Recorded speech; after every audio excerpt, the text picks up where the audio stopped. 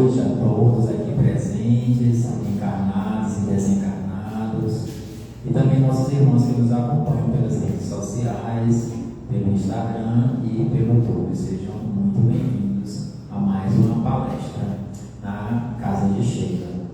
Então, inicialmente, a gente sempre lembra, recorda a todos nós da questão do nosso celular, para a gente não esquecer de colocar no modo silencioso, lembrando que o silêncio também é uma prece. Temos venda de lanche e livros na recepção que ajuda na manutenção dessa casa bendita. Também recebemos doações voluntárias para a sustentabilidade das nossas atividades, assim como também é possível se tornar um sócio contribuinte efetivo da nossa casa. Mais informações na recepção.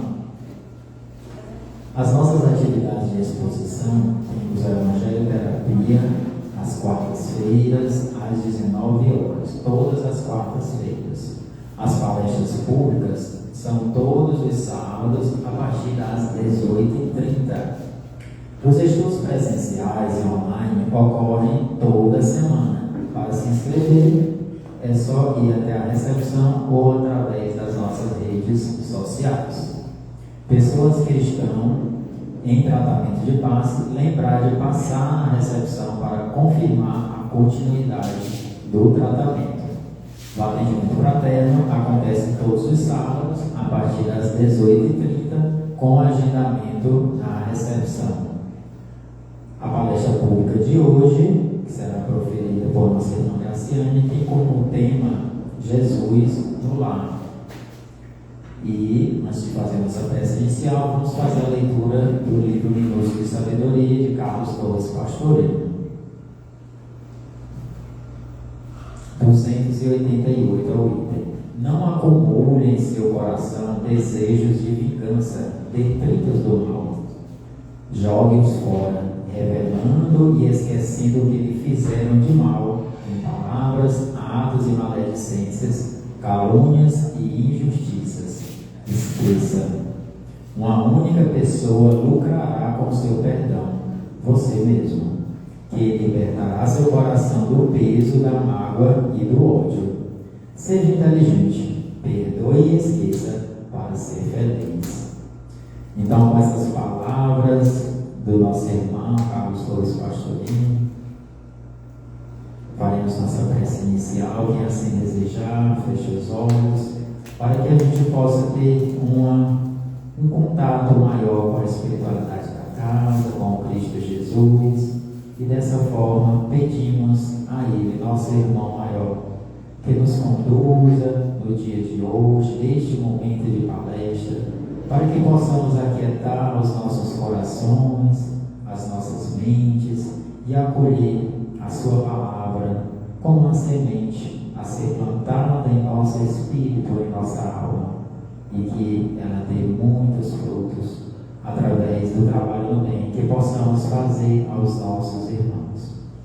Te pedimos ainda, Senhor, que ilumine as palavras da nossa irmã Graciane, que ela possa compartilhar com cada um de nós o que Tu queres dizer em nosso íntimo, em nossos corações, e permanece conosco hoje e sempre. Que assim seja, graças a Deus.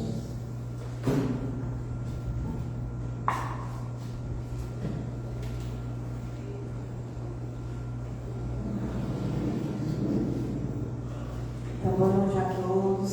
Agradecer a presença dos que estão acompanhando aqui de forma presencial e também agradecer que nos acompanham pelas redes sociais do Centro Espírita Irmã Sheila. Boa noite a todos. Então, a nossa conversa de hoje, ela tem um tema que inicialmente é muito simples: Jesus no lar.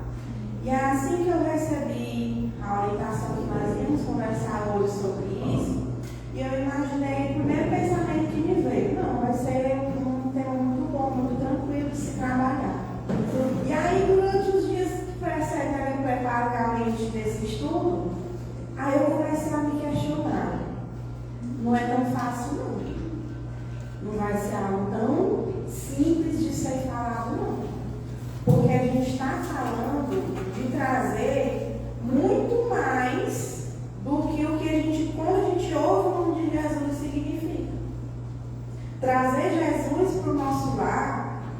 envolve muitas questões. E durante o mês de maio, nosso Centro Espírita está trabalhando a temática da família e nós vamos reverberar sobre esse olhar. Jesus no lar, observando o que acontece dentro do lar. Quando a gente fala dessa imagem de Jesus, eu pergunto a vocês, quem gostaria de ter Jesus no lar? Pai, de novo, vamos lá, ele faz pensar, será que ele vai pedir comida? Mas ainda demorar pensando. Quem gostaria de ter Jesus no lar? Todos nós. E aí, ao mesmo tempo, a gente faz uma outra pergunta. Quem acha que isso é possível? É possível a gente ter Jesus no lar? Aí eu comecei nessa pergunta e eu já fiquei me questionando. Quando a gente começa a ter entendimento sobre Jesus, a gente sempre ouve da grandeza, de quanto Jesus é grandioso, quanto Jesus é perfeito, quanto Jesus representa tudo de melhor que possa existir. E parece que para cada ciência que a gente vai tomando da grandeza de Jesus, parece que a gente vai se vendo cada vez menor. Quem aqui tem em casa aquele copo que é da sobra do vizinho que fica das azeitonas? A gente consome azeitona e aí fica lá aquele copinho. Ou o copinho mais simples que a gente tem de forma comercial, que é o copinho americano. E também tem em casa taças lindas, muito bonitas, os pratos muito bonitos. E aí, do meio por fim, eu vou contar até uma experiência muito engraçada que eu vivi visitando uma tia do meu esposo em Fortaleza. A gente chegou na casa dela e disse que eu lembrei a história do copinho lá da embalagem de azeitona. Porque quando nós chegamos lá, ela estava começando a conhecer a família do Yuri. Então, para ela era uma visita muito ilustre, eu ir lá para conhecer ela. E aí, os copinhos que estavam em cima da geladeira eram todos esses copinhos de azeitona. E lá se vai, ela abrir armário, fechar armário para pegar outro copo mais chique para poder servir água para mim. Porque naquele momento era uma visita muito importante. E como é que geralmente a gente faz quando vai uma visita importante na nossa casa? A gente deixa do jeito que está? Dificilmente. A gente arruma, de acordo com a importância daquela visita, a gente coloca a melhor toalhazinha que tem na mesa, a gente pega os nossos melhores pratos, os melhores copos, o melhor alimento que tiver na nossa casa para a gente servir. Não é assim que a gente faz?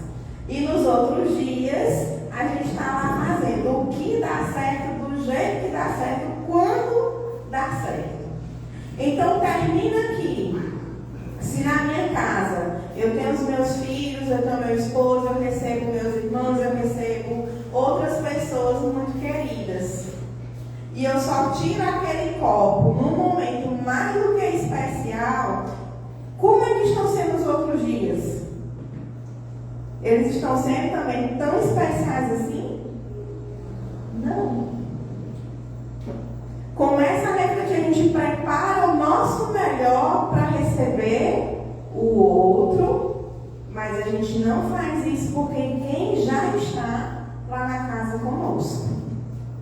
E aí eu quero chegar nessa visita. Como é que nós faríamos na nossa casa se a gente tivesse ciência que Jesus vai visitar o meu lar hoje? Como é que Jesus encontraria a nossa casa nesse momento?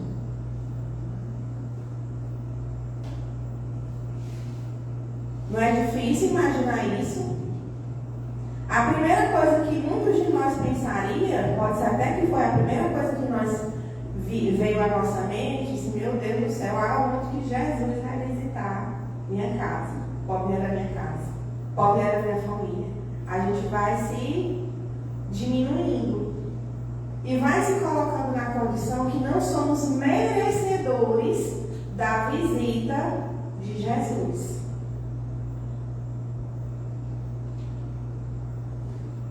A possibilidade da presença real dele em nosso lar, da mesma forma que recebemos um amigo.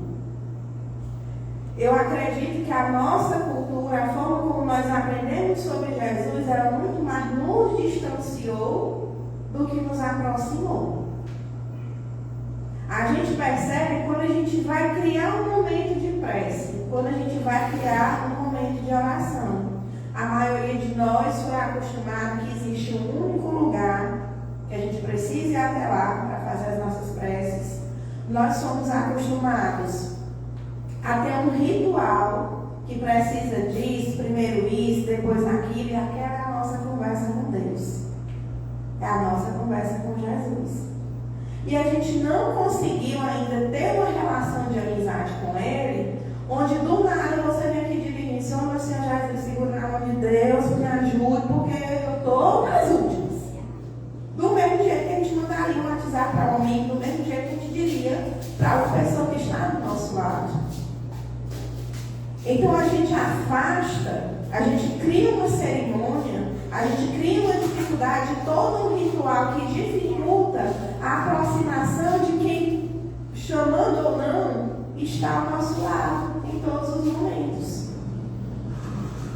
Muitas vezes a gente deixou de ir para um lugar porque não estava com vontade de vestir uma roupa diferente, não estava a fim de se maquiar, não estava a fim de criar todo aquele estereótipo. E aí às vezes a gente deixa de falar com Jesus pelo mesmo motivo. Porque parece que a gente tem que criar toda uma situação para poder falar com Jesus.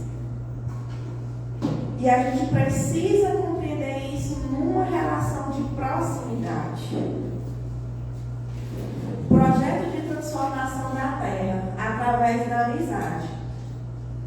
Percebam que durante o período que Jesus esteve conosco, enquanto ele andava com os apóstolos, jamais ele deixou qualquer margem para a interpretação de que os apóstolos seriam empregados, funcionários de Jesus. Como é que ele se referia aos apóstolos? Irmãos, amigos. Onde é que Jesus queria estar? No meio das pessoas mais simples que existiam. Aquelas que provavelmente no nosso julgamento seriam as inferiores, as que tinham menor merecimento. E era lá que Jesus estava. Então, Jesus que esteve conosco não parece o Jesus que a gente criou essa imagem de ser distante de nós, de ser tão perfeito que nós não conseguiríamos estar próximo de Jesus. E essa nossa conversa hoje é para que a gente possa compreender, sim, que a gente precisa tirar esse véu de achar que nós não merecemos ou não podemos ter a presença de Jesus no nosso lar. Só esse trecho que a gente reflete, Jesus no lar, ele já provoca em nós muitas reflexões. Porque o meu lar é diferente do lar da Rose, é diferente do lar da Lucélia. Cada um de nós tem um lar. E cada lar desse tem o mesmo merecimento, a mesma necessidade e urgência de aceitar esse convite, de chamar Jesus para vir até o nosso lar. O lar como oficina da alma. O que é oficina? Quando a gente fala em oficina, o que é que vem na mente da gente? Conserto, tem algo que foi quebrado, tem algo que precisa ali ser reparado. O conceito de lar, quando a gente fala de casa e de lar, como é que é aquela frase que bota na plaquinha que é para colocar na porta de casa?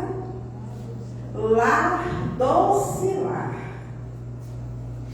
E lá vem a palavra lar repetida 2 vezes. Lar, doce lar.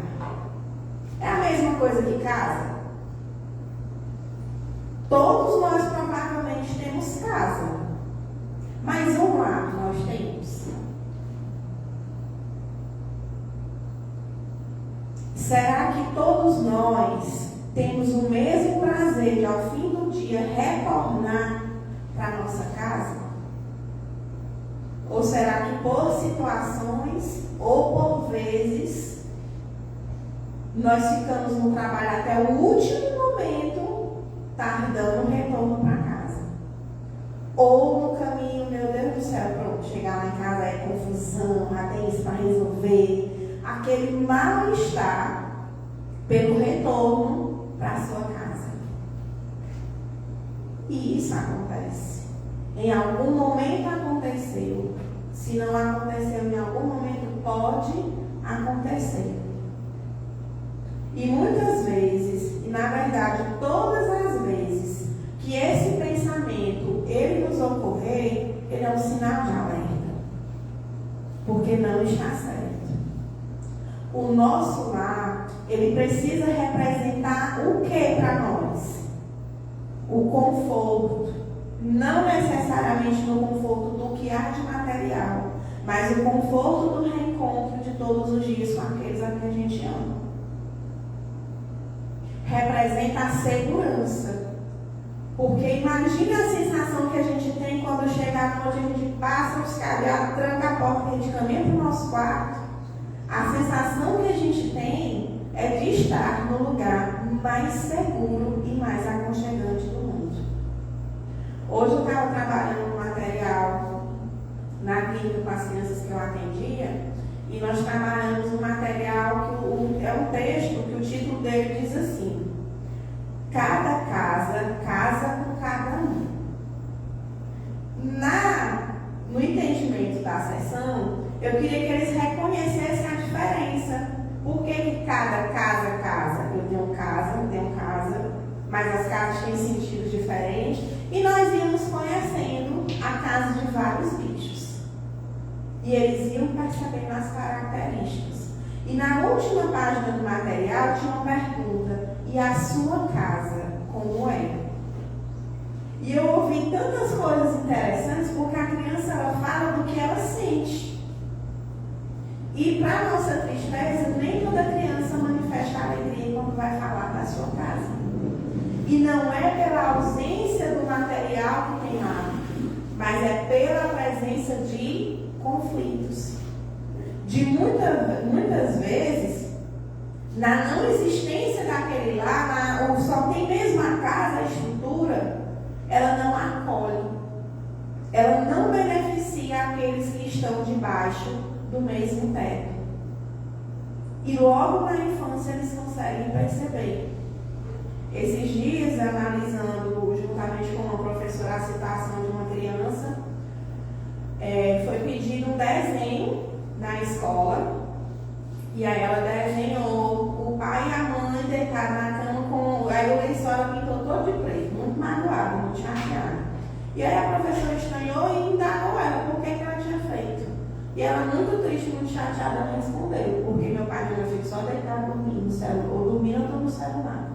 E não ficam com ela. Então, uma criança de 5 anos, quando ela faz um relato desse, ali já existe uma dor, já existe uma mágoa pela falta do quê? Da atenção, do acolhimento, de falar, de ser ouvida, de conversar. Então, olha quanta coisa vai surgindo nesse cenário de perceber o que é um lar e de perceber o que é uma casa. E uma mocinha já mais velha, ela comentou o seguinte, que no município que eles moram, a mãe é agente de saúde. E que a mãe chega em determinadas casas, muito humildes, mas ela vai com uma alegria maior do mundo, porque é bem recebida, porque é servido um cafezinho, e não é pelo café alimento, é pelo que acontece naquele momento onde ela está sendo servida. E que chega em outras casas, vamos dizer assim, muito mais estruturadas, onde nem com a educação ela é recebida.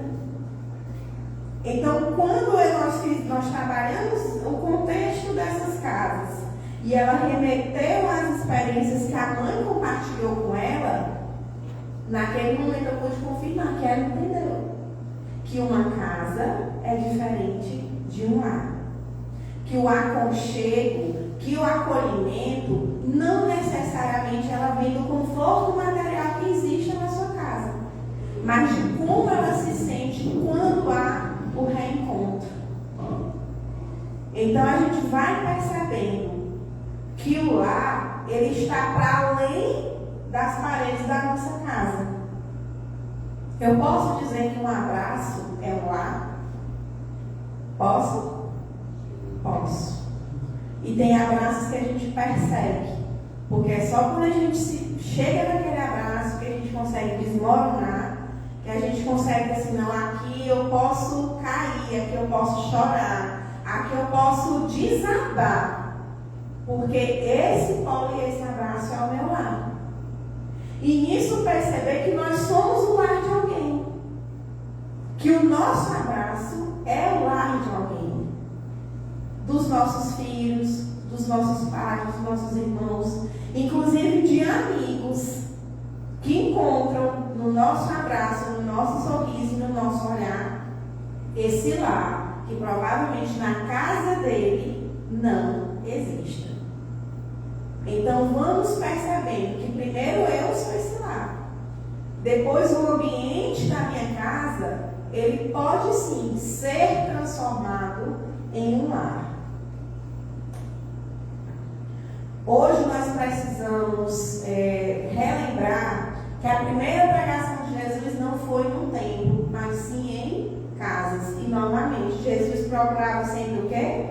As casas mais simples e a das pessoas que eram apontadas como desmerecedoras da presença de Jesus.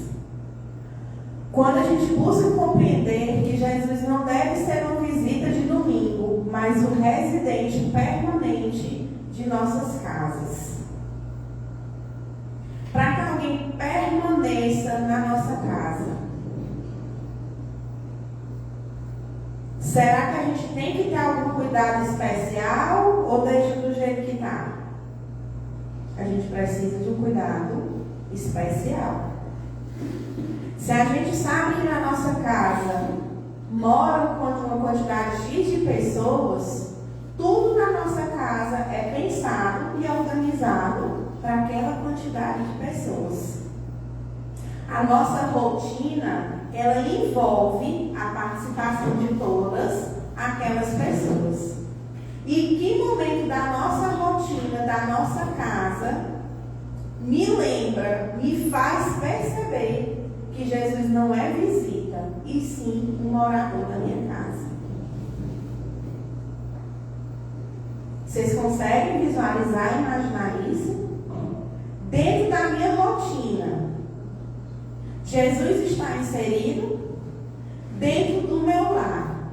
De que forma eu consigo visualizar que Jesus está sendo convidado a participar da vivência, da convivência da minha família? De que forma a gente compartilha esse entendimento com as outras pessoas que estão lá na nossa casa? Nós saímos e deixamos pessoas lá.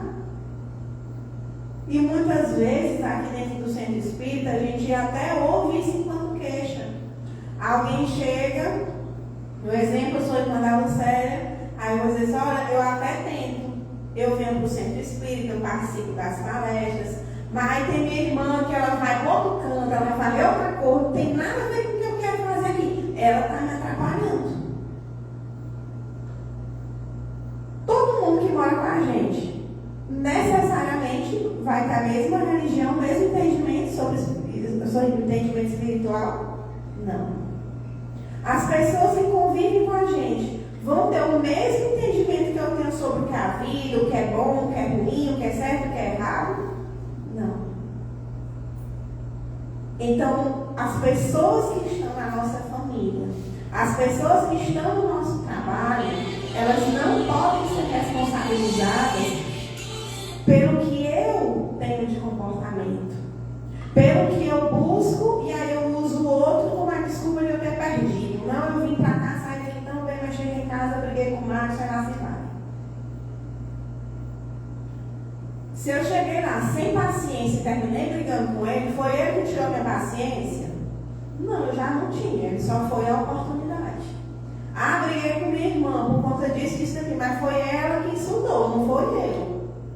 Então, geralmente, a gente vai justificando isso. E justificando isso, a gente já vai fechando as nossas portas, a porta da nossa casa, para essa convivência com Jesus. Culpando o outro, culpando a situação. Não, lá em casa não dá para fazer nenhuma prece. Pense numa casa que tem zoada. Pense. Você vai fazer sua prece lavando louça. Você vai fazer sua prece tomando banho. Você vai fazer sua prece quando você estiver engomando. Na hora que você estiver fazendo sua comida. Quando ter Jesus no nosso lar se torna parte da nossa vida, a gente já vai conversando com ele, meu Deus do céu, tanto de louça que Deus comprou, ela me ajude. Não é que ele venha lá e vai pegar o pano de prato enquanto você lava, não. Mas essa conexão, essa ideia que a gente repete em todos os momentos, com o plano espiritual, faz com que a gente tenha certeza que em momento nenhum a gente está sozinho. É coisa que assusta as pessoas, é como dizer assim, não, na nossa casa a gente tem espíritos que foram convidados em todas as situações. Bons ou ruins, eles não entraram na nossa casa de forma mal educada, não. Se tem lá um espírito sofredor, um espírito malfazejo, em algum momento ele se conectou conosco. Porque nós somos vibração. A partir do momento que a gente mantém todo o tempo esse diálogo mental com os nossos anjos, com os nossos mentores espirituais, quando a gente acredita que existe bons espíritos ao nosso redor, aqueles que foram convidados num momento ruim, eles se retiram. Porque eles não convivem, eles não ocupam o mesmo espaço. Ou a gente vibra de forma negativa, ou a gente vibra de forma positiva. Graça quer dizer que agora tem que ser todo mundo zen, é todo mundo só maravilha, não tem nenhum momento de raiva, não tem nenhum momento de estresse. Claro que tem. Claro que tem. E quanto mais a gente se propõe a manter a presença de Jesus no nosso lar, mais os desafios acontecem. Mais as desavenças acontecem. Mais as coisas dão errado. E aí é onde a gente se policia. Espera bem aí. Se as coisas estão todo tempo caminhando para esse lado, tem alguma coisa, como o Rinho diz agora, tem algo errado que não está certo. Como é que a gente vai cortar aquela vibração e criar uma outra? Se você não consegue, tem alguns momentos que a nossa mente está tão turbulenta que nenhuma prece a gente consegue fazer. Nem o Pai Nosso. Você começa 10 vezes o Pai Nosso e se perde. Meu Deus do céu, misturou até o Pai Nosso com a Ave Maria com toda a resta que você sabia. Só silencie seu pensamento. Pegue seu celular e coloque uma Ave Maria instrumental lá na sua casa. Precisa ninguém ouvir, com os vizinhos saberem não. Coloca baixinho, mas deixa tocando. Coloca em uma das palestras que estão gravadas lá no YouTube do Centro Espírita. Deixa lá tocando. Se permita. Muda o ambiente. Se não conseguiu rezar, liga mesmo a música que você gosta, que a música animada vai limpar a sua casa. Que o que é ruim também não gosta de trabalho nesse serviço, não. Nem de alegria, nem de limpeza, nem de nada disso. Busque uma forma de sair daquela vibração negativa. E fazendo isso todos os dias, e todos os dias, e todos os dias, logo, logo a gente percebe que Jesus não é mais visita, e sim é residente na nossa casa. O desafio da convivência, esse daqui a gente tem bem claro em mente, quando a gente lê convivência, já está lá, vivendo com. Então, embora a gente tenha famílias menores ou famílias maiores, quanto maior o desafio, até mesmo pela proporção, pelos conflitos, pelos interesses, mas temos que ter ciência que não existe nenhuma família sem os seus conflitos. Em absoluto, não existe nenhuma família que não tenha conflitos. Porque às vezes a gente se envergonha dos sofrimentos que a gente tem. Muitas vezes a gente se acha menor do que o outro, porque a gente imagina assim, não, na vida da Sandra ali é vida, né? Boa, eu queria ter a vida da Sandra, só de boa na lagoa, não tem uma dor de cabeça, não tem um boleto para pagar, nada, nenhuma preocupação. E Deus é que sabe o coração dela, o que é que naquele momento que a gente está julgando carrega.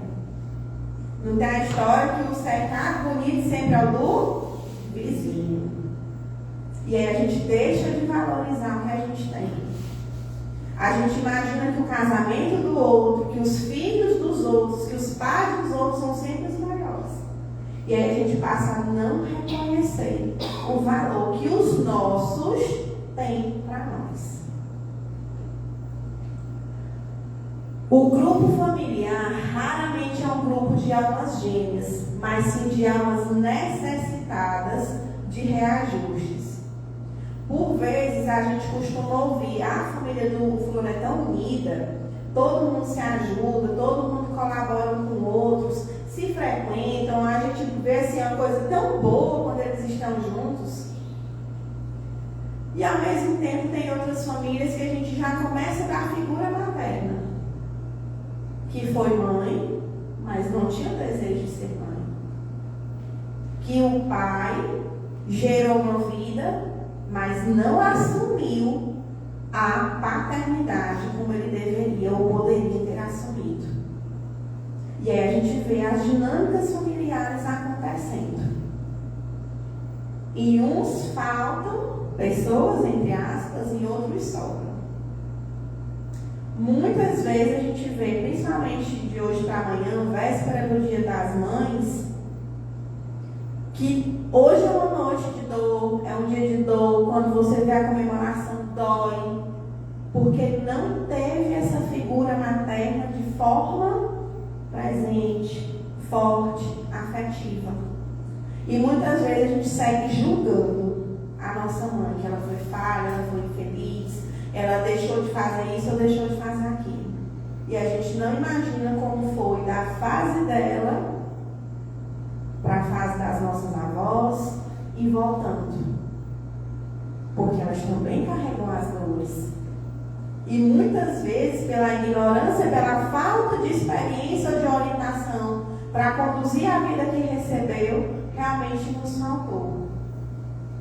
Em outras situações, a gente já carrega a alegria, a bênção de termos as nossas mães, ou em memória, ou de forma física, como a figura delas guia, molda e direciona a nossa vida. E hoje a gente tem várias e várias pessoas vivendo as mesmas situações. Uns sentem a alegria de tê-las e outros a dor de não tê-las. Para além da figura materna, existem outros conflitos familiares. A questão de filhos, principalmente. Como é que a gente sempre ouviu dizer que os filhos são igual aos dedos da nossa mão. Cada um é de um jeito diferente. E a gente observa, vieram do mesmo útero, foram gerados da mesma forma, se alimentaram da mesma forma, tiveram a mesma convivência, moraram na mesma casa. E ainda assim seguem rumos totalmente diferentes uns dos outros. Justamente por isso. Na nossa família, a gente pode ter ao mesmo tempo espíritos a quem nós somos afins desde outras encarnações e vamos ter espíritos que não são afins, que não são compatíveis conosco. Mas eles não vieram para a nossa família à toa. A gente não tem um filho rebelde à toa. A gente não tem um filho amoroso à toa. A gente não vê conflitos de irmão à toa. Até aquela mãe que gestou sem o mínimo de amor, ali existe uma relação de reajuste. Aquele filho, que é algo importante da gente refletir aqui no Centro Espírita, que nós escolhemos quem iria ser o nosso pai, a nossa mãe. Nós escolhemos de que forma nós chegaríamos a esse mundo. Então, existe uma dívida Existe uma relação que precisa ser melhorada. E nisso a gente já sai daquela ideia de querer combater, querer o atrito, para começar a pensar, meu Deus, foi eu que apontei ou foi ele? Na dúvida, provavelmente fui eu. Então deixa a gente se reajustar. Da mensagem que o Marson eu falava isso do perdão. E o trechozinho do final me chamou a atenção. Praticamente foi isso: perdoa e siga em frente. Pô, mas era bom, é uma coisa assim bem fácil. Vou perdoar e vida que segue. Nós sabemos que dói. Ainda tem um ponto muito importante.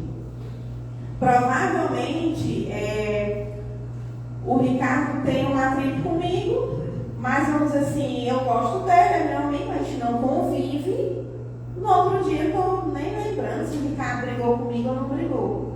Mas se o Ricardo é meu esposo, se o Ricardo é meu irmão e ele disse uma brincadeira comigo, já dói. Eu já me zango. Aquilo que era isso virou isso. Literalmente a tempestade no copo d'água. Por quê? Porque que ele disse a mesma coisa com outra pessoa, não gerou isso, mas ele disse comigo que sou família e virou. Porque quando a gente ouve de quem a gente gosta, dói mais. É mais dolorido. A gente espera um amor recíproco, a gente espera o sentimento de respeito muito recíproco. E muitas vezes aquilo que eu entendo por respeito, aquilo que eu entendo por consideração, é diferente na concepção do outro. E eu estou morrendo de estar aqui magoada e para ele está tudo bem. Ele não entendeu ainda porque eu me zanguei. Olha como é que os limiares, eles são melindrosos. Como é complexo conviver. Porque quando a gente ama, a gente espera mais, a gente cria expectativa e só o fato dessa expectativa não ser correspondida, ela já causa frustração. Máscara social versus a realidade no lar. Porque somos tão gentis na rua e tão impacientes com o de casa. Isso aqui é fake ou é fato? É fato. Gostei do coral, verdade, é fato. Tem até a brincadeira que a gente sempre, eu repito ela aqui no centro, que se eu vier e levar uma topada ali no pé da Sandra, a Sandra diz, ô Gracinha, não foi nada não, desculpa pra lá, desculpa pra cá, dá o cheiro na outra e vamos embora.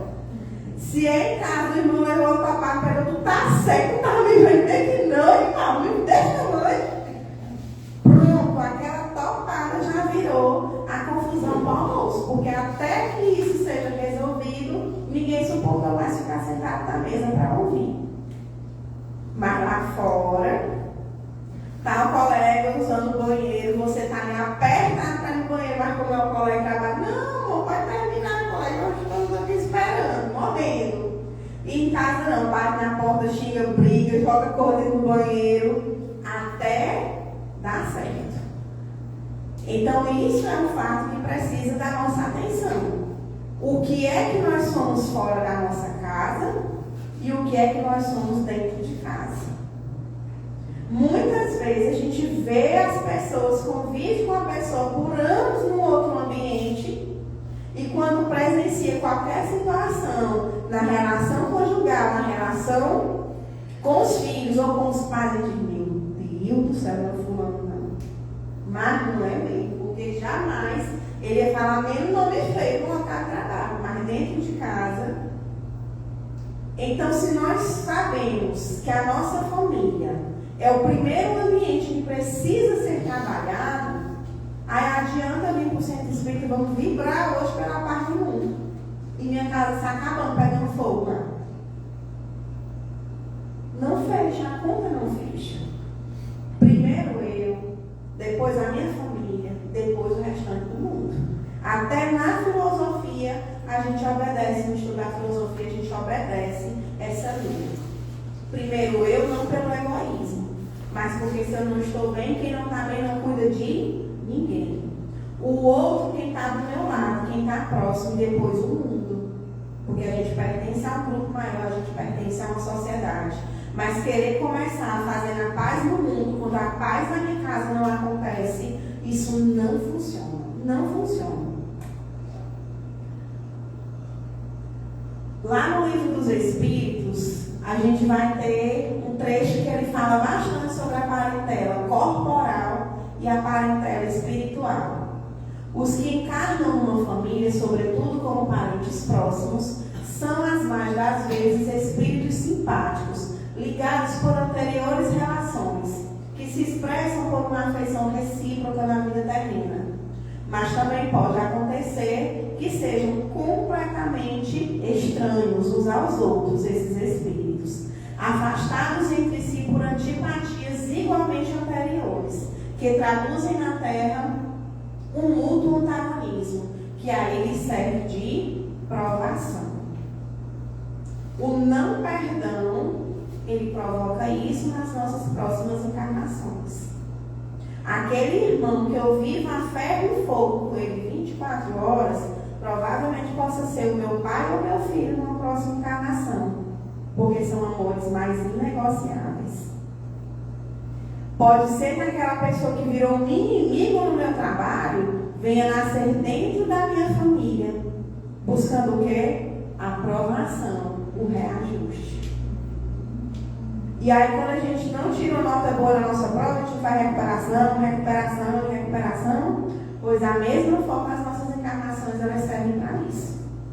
À medida que a gente não se reconhece, não apenas como vítima, mas também como causador de dor em outros momentos, a gente nunca vai entender o recado da aprovação e ela vai voltar até aquele momento que a gente vai perceber. Não, tem alguma coisa aqui que precisa ser feita. E não é na próxima encarnação, é agora, é a partir de agora. Continuando, após duas espécies de famílias, as famílias pelos laços espirituais e as famílias pelos laços corporais. Duráveis, as primeiras se fortalecem pela purificação e se perpetuam no mundo dos espíritos através das várias migrações da alma. As segundas, frágeis como a matéria, se extinguem com o tempo e muitas vezes se dissolvem moralmente já na existência atual. A gente vê até nas relações dos casamentos, né? Como se casa rápido, quando se separa rápido, e aí a gente ouve que foi por incompatibilidade na convivência. Não conseguiu conviver. Namorou 10 anos, mas quando brigava, cada um ia para sua casa. Outra coisa é brigar e dormir na mesma cama. Uma coisa é quando namora, que o máximo que você vai gastar é com sorvete, uma pizza.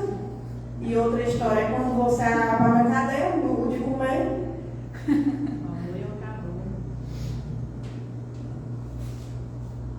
Muda. Com a convivência, tudo muda. E aí é onde a gente percebe onde é que existe a essência espiritual e onde é que existe apenas os interesses corporais e materiais. Porque já pensou que em casa hoje, pensando no corpo do marido ou da esposa, sabendo que a lei da gravidade é implacável, daqui a pouco está tudo rente com o chão, vai trocar de marido e de esposa quantas vezes? Não tem vontade de juventude. Quantas vezes a gente não aguenta nem lembrar do almoço de domingo, porque vai olhar para a cara de uma tia e prefere até para adoecer, que é para poder ter a escola no grupo para morrer de gripe, só para não ter que olhar para aquela pessoa da família. E aí tem uma criatura que, como diz a mãe, nem aderente não é, mas a gente tem um amor tão grande, uma consideração tão grande, é mais próximo do que se fosse realmente da família de sangue. Tá bem que a explicação dele da doutrina espírita. A gente tem laços de sangue e tem os laços espirituais.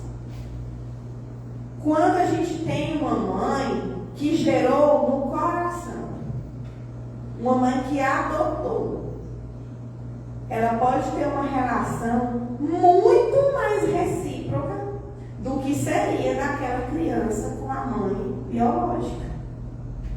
Porque eles não são família pelos laços de sangue. Eles são família pelos laços espirituais. Aquela união ela já foi estabelecida.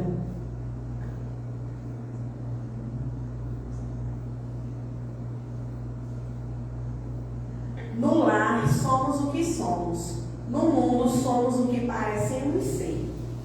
E esse contexto hoje é mais preocupante ainda. Porque antes das redes sociais, tinha a gente fora de casa e a gente dentro de casa. Eu lembro muito que nas aulas de português o professor Hermínio, brincando com os adolescentes, dizia: senhora, não há muito namorado de domingo. Porque domingo na Praça da Bandeira, só, meu Deus do céu, era uma menina mais linda do que a outra. Maquiada, cheirosa, cabelo feito, na segunda-feira de manhã na escola, que a gente sabia quem era realmente a pessoa. Ele brincava muito com isso. Hoje tem gente nas redes sociais que, se desaparecer e botar a foto que está lá, não acha nunca mais, porque não condiz com a realidade. Depois da inteligência artificial, não dá mais nem para conversar sobre isso. Eu lembro que esses dias eu brincando com as colegas lá na Seduc, aí a gente tem uma moça que vendia um produto pra gente, e aí ela dizia: não, é a irmã da França, mas não sei quem é, mas não é essa criatura que dá foto, não.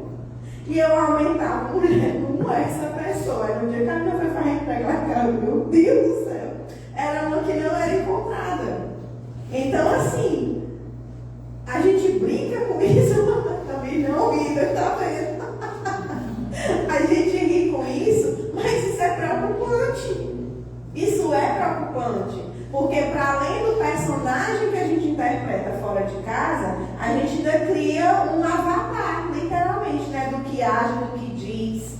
Essa postagem com gorra da Bíblia, com o Espírito falando de Jesus, aí a gente olha para a pessoa e né? Esse aí ainda faz a gente se comprometer. E é muito sério. Eu diria porque enfim, precisa sorrir mesmo. Mas será que eu me encaixo em qual personagem desse aí? Quando eu era adolescente, minha filha, se desse 5 horas da tarde, eu não tivesse feito a unha, não tivesse feito o cabelo, não tivesse a roupa do jeito que eu queria, eu não saía. Não saía, porque tinha que estar montado o esquema completo, como se alguém fosse parar em algum lugar para olhar para a minha unha, para ver se estava feita ou não.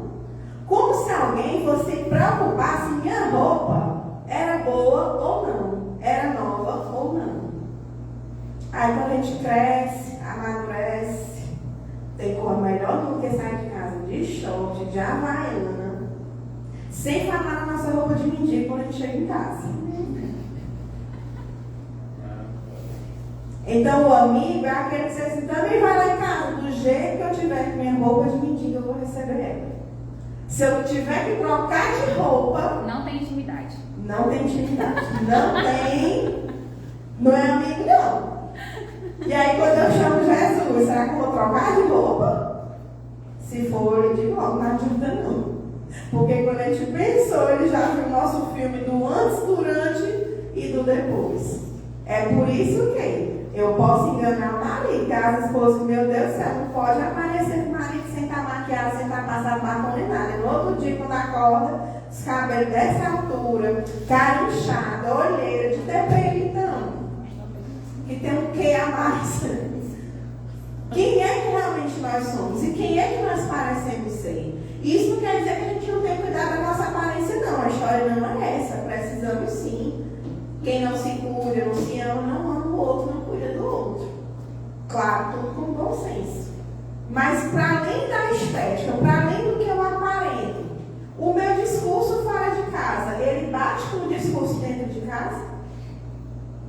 O que eu prego aqui no centro espírita, que ainda fica gravado, bate com o que eu faço em casa? Se meu marido, meus pais, meus filhos assistindo essa palestra, bate.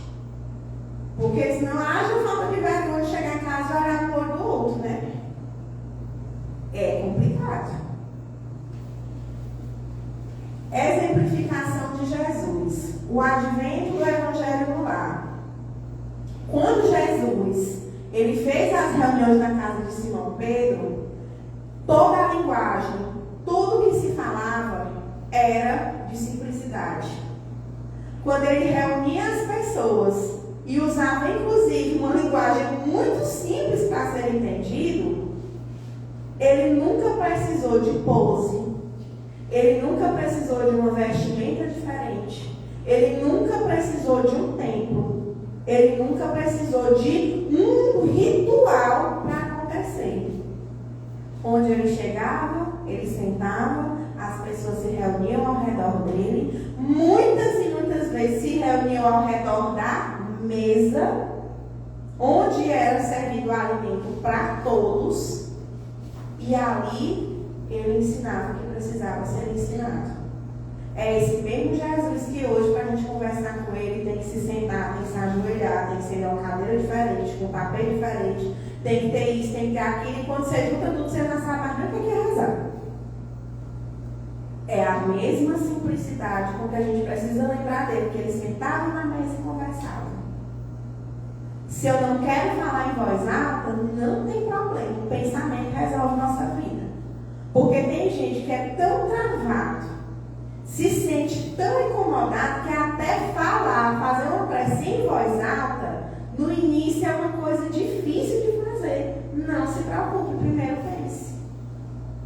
Se você está na mesa, vai se reunir com um grupo de trabalho para fazer o seu almoço, se você não quer parar todo mundo ali para fazer uma prece antes da refeição, agradecendo, pedindo bênçãos para aquele alimento, faça isso de forma mental. Jesus, espiritualidade amiga, abençoe esse alimento, pelo qual nós somos gratos hoje e sempre. Assim seja. Pronto. Ninguém tem que saber, eu se caber, eu tenho que carregar minha prece. Não precisa disso.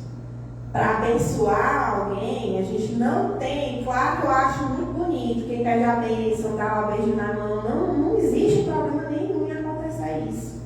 Mas você abençoa quem você quiser, vai passando bem ali. Senhor Jesus, abençoa a Rose, que o dia de trabalho dela. Eu passei pela Rose e trabalhar. Abençoa o trabalho dela no dia de hoje. A gente não precisa fazer um anúncio para cada conversa que a gente tem com Jesus.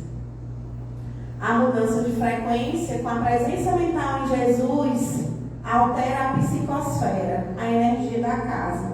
Foi o que eu comentei com vocês há pouco. Se as coisas não estão bem, você não está bem, não consegue fazer nem o Pai Nosso mental, muda a vibração de alguma forma. Pega flor no meio do caminho, as flores do mato, não tem problema, tudo é flor. Pega um copinho, bote lá na sua mesa com 3 florzinhas, já muda. Já muda. Dá uma limpeza na frente da casa, faz qualquer mudança, a energia já muda. E como eu falei, pega seu celularzinho, coloca a Ave Maria instrumental, coloca uma palestra, coloca a música que você gostar, que lhe traga paz para o coração, e coloca lá. Vocês vão ver que não é fazer isso um dia não. Todo dia tente. E aí você vai ver que daqui a pouco a gente já entra em casa organizando o nosso lar para o nosso visitante se tornar residente. E a tolerância. Jesus não exigia a perfeição dos apóstolos dentro de casa, mas pediu esse esforço da compreensão mútua. A gente não tem que gostar do que tudo que os nossos familiares fazem, não. A gente não tem que morrer de amor por todo mundo, tá bem todo mundo, tá agarrado com todo mundo. A maior expressão de amor, muitas vezes, é o respeito que você consegue manter pelo outro. É na hora que você vai abrir a boca para retribuir uma besteira, ou para falar uma besteira de forma autônoma, calha a boca. O silêncio é uma prece. O silêncio, quando a gente não consegue tolerar pelo sentimento, a gente começa a tolerar pelo nosso comportamento. Até que aquilo um dia se torne algo realmente mais profundo. Nós vamos falar um pouco do Evangelho no Lar, já para finalizando. Aqui no Culto Cristão no Lar, que é no livro Jesus no Lar, que foi psicografado pelo Francisco Cândido Xavier, o nosso Chico Xavier, ele diz o seguinte: o berço doméstico é a primeira escola e o primeiro templo da alma. Aquilo que a gente comentou, não adianta eu vir para o centro espírita, limpar o centro espírita todinho quando eu deixei minha casa lá no caos. Não adianta eu chegar aqui no centro espírita, ajudar todo mundo, me disponibilizar todo mundo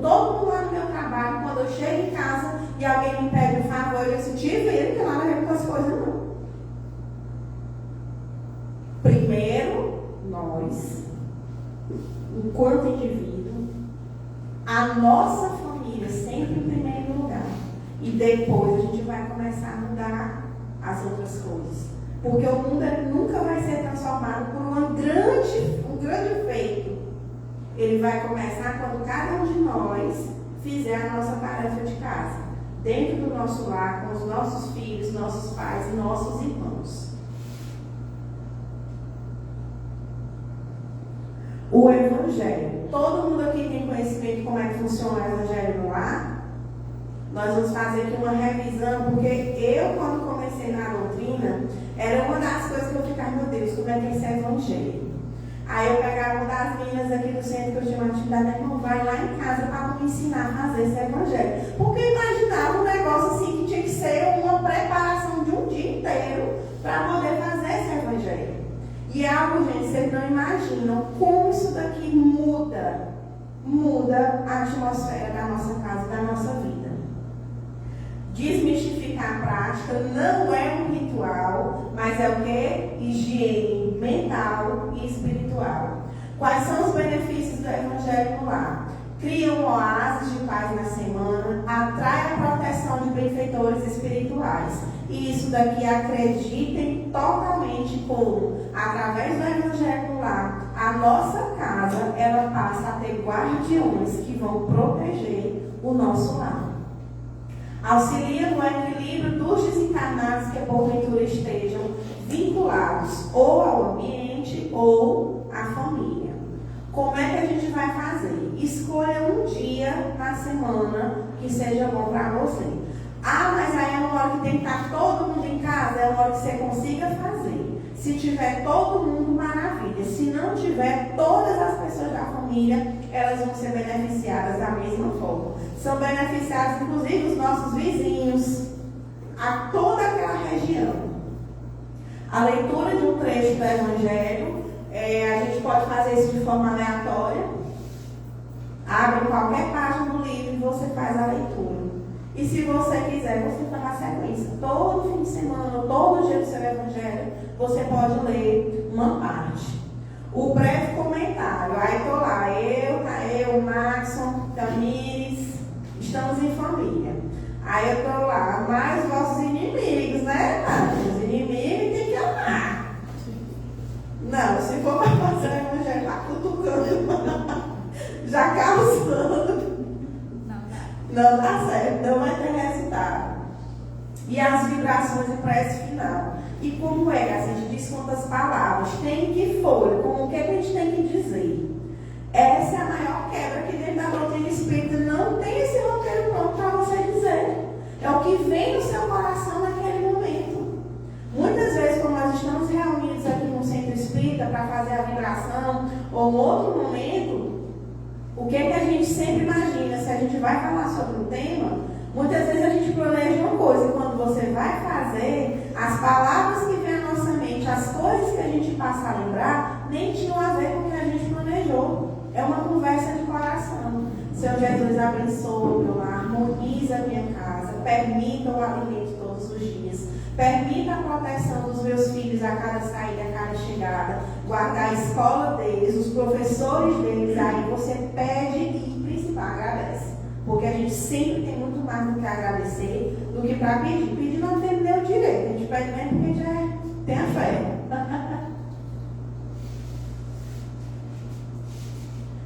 Transformando atitudes, o Evangelho vivo. O culto no papel é o começo, mas o Evangelho no lar se faz na pia de louça, no silêncio diante da ofensa e no apoio à dor do outro. O perdão doméstico que casa lá com a mensagem que o Marson trouxe para a gente no início. Aprender a recomeçar todos os dias. Se Jesus perdoa nossas falhas milenares, como não perdoar o erro pequeno de quem divide o teto conosco? O lar com Jesus não é um lar sem problemas, mas é um lar onde há esperança e a força de vencermos. Eu acho que o que decepciona a todos nós, não só dentro do centro espírita, mas em qualquer uma outra religião, é porque a gente geralmente se direciona buscando a resolução dos nossos problemas. E eles nunca vão ser resolvidos. O que a gente resolve é a forma como lida com tudo isso. Não é porque eu vou fazer o evangelho, não vai ter mais um problema na minha casa. A mulher adoece, cadê esse evangelho no lar, que resolve tudo, está comigo doente? Não é sobre isso. É sobre a gente crescer e enxergar mais do que a gente enxerga hoje.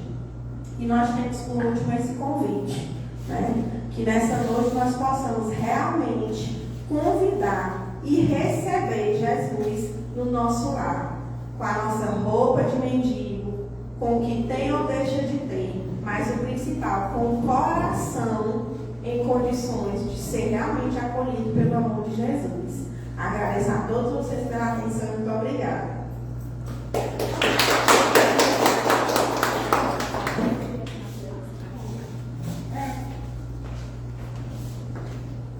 Agradecemos a nossa irmã Cassiane pelas palavras de orientações aqui compartilhadas com o Evangelho no Lar, com Jesus no lar. Muito obrigado, Cassiane. E agora a gente vai se dirigir para os nossos momentos finais. E antes de a gente ir para o passe, a gente vai fazer a nossa prece final. Então, quem assim desejar, fechemos nossos olhos para que possamos ter a nossa conexão maior com o nosso irmão maior, o Cristo Jesus, que conduziu esses trabalhos no dia de hoje, nessa palestra, através da espiritualidade bendita desta casa. Agradecemos aos nossos mentores por nos conduzir até aqui hoje, nesta casa de luz, para que possamos ouvir o necessário aos nossos corações neste momento de nossa reencarnação. E que assim, com a semente plantada em nossos corações e em nossas mentes, possamos acolher a todos quanto encontrarmos no nosso dia a dia, a nós mesmos, aos nossos familiares, aos nossos colegas de trabalho, enfim, a nossa família universal. Cristo Jesus, irmã Sheila querida, Dr. Bezerra de Menezes, Maria de Nazaré, permanece conosco, guiando e iluminando os nossos passos e nos conduzindo hoje e sempre. Que assim seja, graças a Deus. Agora é o momento do passe.